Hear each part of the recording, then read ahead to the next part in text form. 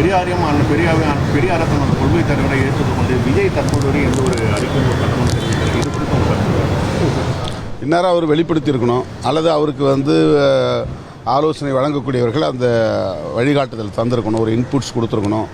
பெரியாரை விமர்சனம் செய்த பிறகும் அவர் அமைதி காக்கிறார் அப்படின்னா அவர் உண்மையிலேயே பெரியாரை ஏற்றுக்கொண்டாரா, உள்வாங்கி கொண்டாரா என்பது கேள்விக்குறியாக இருக்கிறது. இந்நேரம் அவர் வெளிப்படுத்தியிருக்கணும், அல்லது அவருக்கு ஆலோசனை வழங்கக்கூடியவர்கள் அந்த வழிகாட்டுதல் தந்திருக்கணும், ஒரு இன்புட்ஸ் கொடுத்துருக்கணும். பெரியாரை விமர்சனம் செய்த பிறகும் அவர் அமைதி காக்கிறார் அப்படின்னா அவர் உண்மையிலேயே பெரியாரை ஏற்றுக்கொண்டாரா, உள்வாங்கி கொண்டாரா என்பது கேள்விக்குறியாக இருக்கிறது.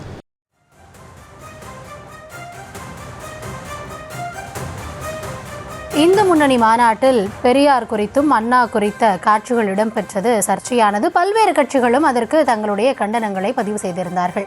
இது தொடர்பான கேள்விக்கு பதிலளித்திருக்கக்கூடிய விசிகாவின் தலைவர் தொல் திருமாவளவன் அவர்கள், பெரியாரை விஜய் முழுவதுமாக உள்வாங்கிக் கொண்டாரா என்ற சந்தேகம் எழுகிறது. இந்த நேரம் அவர் இது தொடர்பாக தன்னுடைய கண்டனத்தை பதிவு செய்திருக்க வேண்டும் என்ற தொனியில் தன்னுடைய பதிலை அளித்திருந்தார்.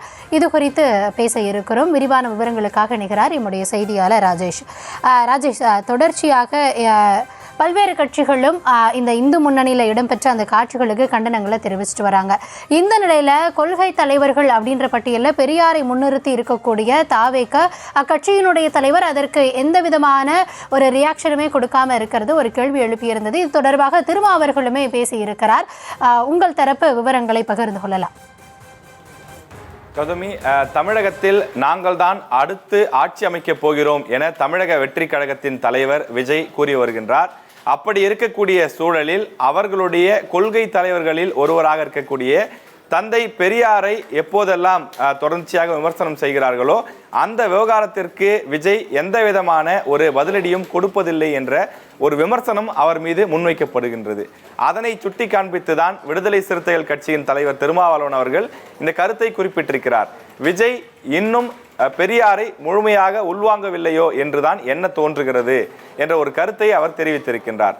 தமிழக வெற்றி கழகம் ஆரம்பித்து ஏறக்குறைய 2 ஆண்டுகளை நெருங்கிவிட்ட சூழ்நிலையிலே தற்போது வரையில் அவர்கள் எந்த பெரிய போராட்டத்திற்கும் முன்வரவில்லை.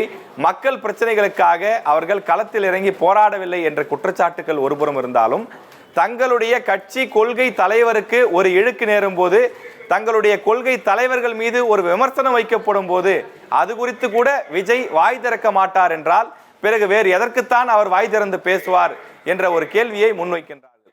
முன்பு நாம் தமிழர் கட்சியின் ஒருங்கிணைப்பாளர் சீமான் தந்தை பெரியாரை மிக கடுமையாக விமர்சனம் செய்த போதும் விஜய் வாய்மூடி மௌனியாகத்தான் இருந்தார்.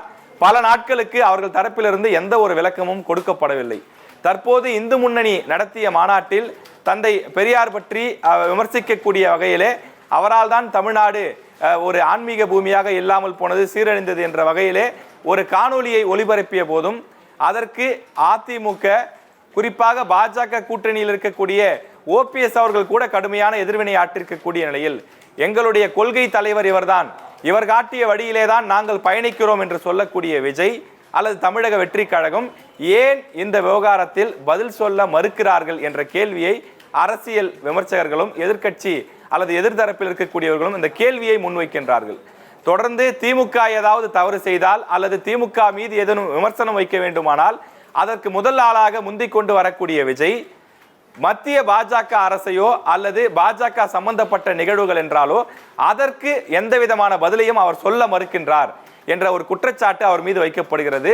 தொடர்ந்து பாஜகவினுடைய மற்றொரு முகமாக இன்னும் ஒருபடி மேலே சென்று சொல்ல வேண்டுமானால் பாஜகவினுடைய பி டீமாக தமிழக வெற்றி கழகம் செயல்படுகிறது என அவரை விமர்சிக்கக்கூடியவர்கள் தெரிவித்து வரக்கூடிய வகையில அவர் தொடர்ந்து பாஜகவை விமர்சிக்க மறுப்பது ஏன் என்ற கேள்வி எழுகின்றது. சமீபத்தில் மத்திய பணியிலிருந்து விருப்ப ஓய்வு பெற்ற IRS அதிகாரி சென்று அந்த கட்சியில சேர்ந்ததாக இருக்கட்டும், அதே போல அந்த கட்சியில் இருக்கக்கூடிய மேலும் சிலராக இருக்கட்டும், அவர்கள் பாஜகவை சார்ந்தவர்களாக, இதற்கு முன்பு பாஜகவில் பணியாற்றியவர்களாக, பாஜக சித்தாந்தத்தை பேசக்கூடிய நபர்களாக இருக்கின்றார்கள்.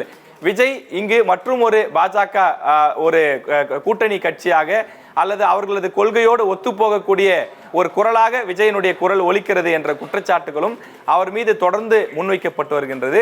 திமுக பற்றிய விவகாரமாக இருந்தால் புலியாக பாய்வதும் அதே நேரத்திலே பாஜக பற்றிய விவகாரமாக இருந்தால் அவர் எலி போல பதுங்குவதுமாக இருக்கின்றார் என்றும் அவர் மீது குற்றச்சாட்டுகள் சரமாரியாக வைக்கப்படுகின்றது. இந்த விவகாரத்தில் பிரதானமாக பார்க்கப்படுவது உங்களுடைய கொள்கை தலைவரை விமர்சிக்கும் போது நீங்கள் ஏன் வெளியே வர மறுக்கிறீர்கள், நீங்கள் ஏன் கண்டன குரல் எழுப்ப மறுக்கிறீர்கள் என்ற கேள்வி முன்வைக்கப்படுகின்றது.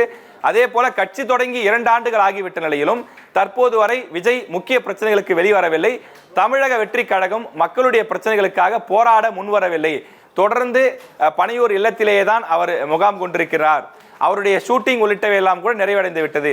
இப்போது கூட மக்களை சந்திக்க அவர் வரவில்லை என்றால் எப்போதுதான் வருவார், மக்களுக்காக எப்போது கட்சி பணி அல்லது மக்கள் பணி ஆற்றுவார் என்ற கேள்வியையும் முன்வைத்து பல கேள்விகள் அவர் மீது முன்வைக்கப்படுகின்றது. தமிழக வெற்றி கழகம் தரப்பிலிருந்து எந்த பதிலும் இதற்கு கொடுக்கப்படவில்லை.